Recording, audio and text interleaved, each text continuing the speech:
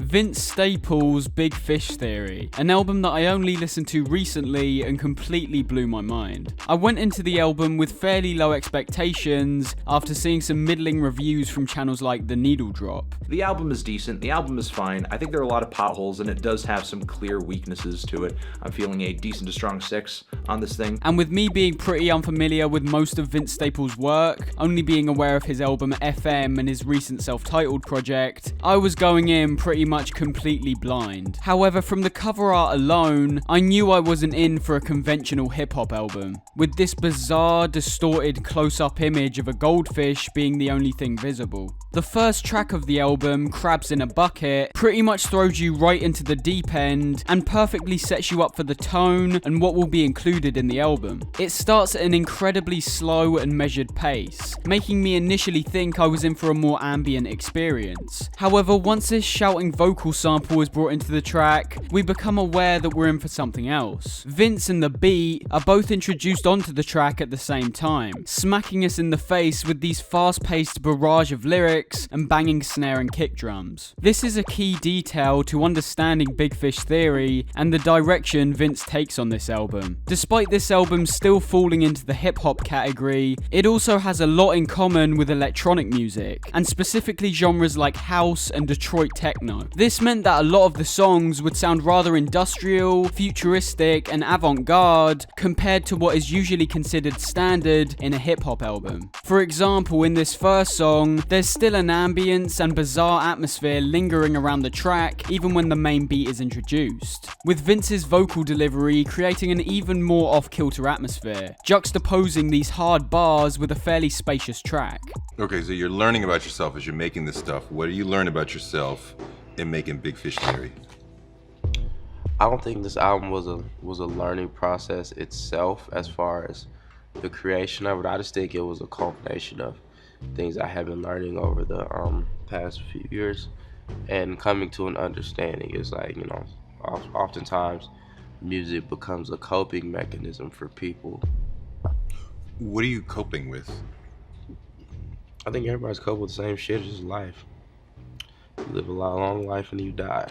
Producer Zach Sekov helped with a large part of the production on this album, with him taking a larger inspiration on what was going on in the UK grime scene, looking at the instrumentals that artists like Wiley and Novelist would rap over, usually tending to have a more electronic sound to them. This influence would be primarily shown off in songs like Big Fish, Love Can Be, and Homage, but is a running sound that is present throughout pretty much the entire album. Looking at these 3 songs alone, you can see how varied the album's sound is. The song Big Fish opens with these strange synthesizers, almost giving us the atmosphere of being underwater, before bringing us into probably the most standard instrumental on the album, sounding much more similar to other sounds within the hip-hop scene, with that even translating to the lyrical content, focusing much more heavily on catchy hooks and smooth verses. However, looking at a track like Love Can Be, the album seemingly takes a complete tonal diversion,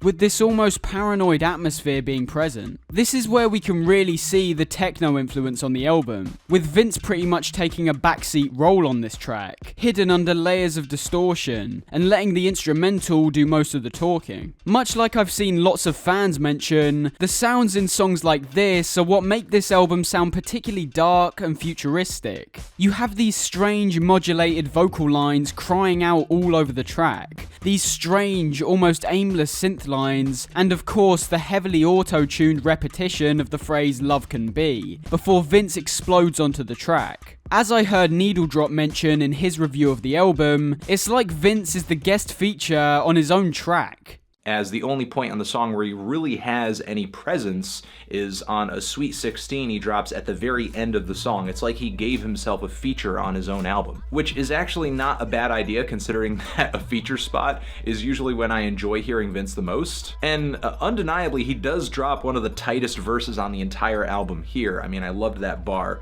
about never letting a bitch little bow wow him.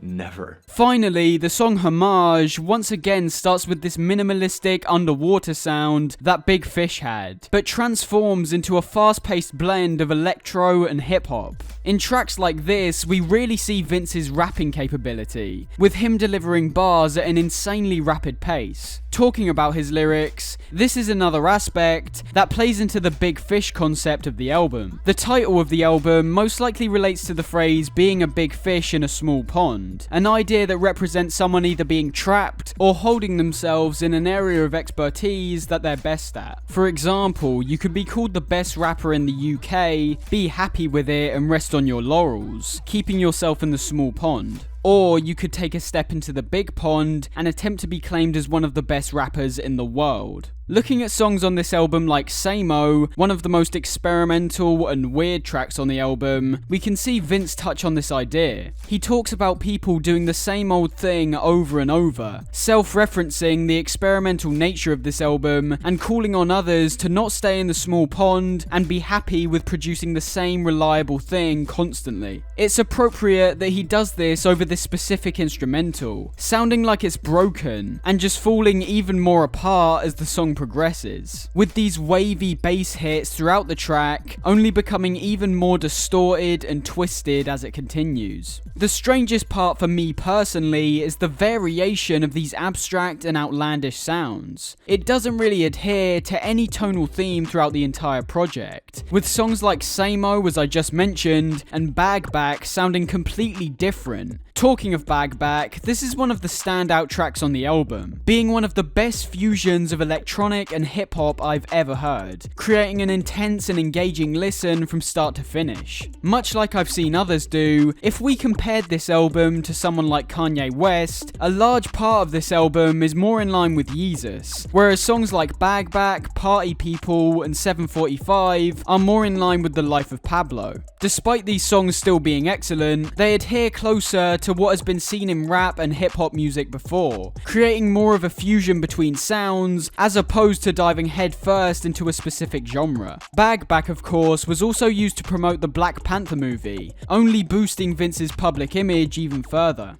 It's funny because music, the creation of music is so, it's like to take something that you hear in your head and try to make it an actual thing.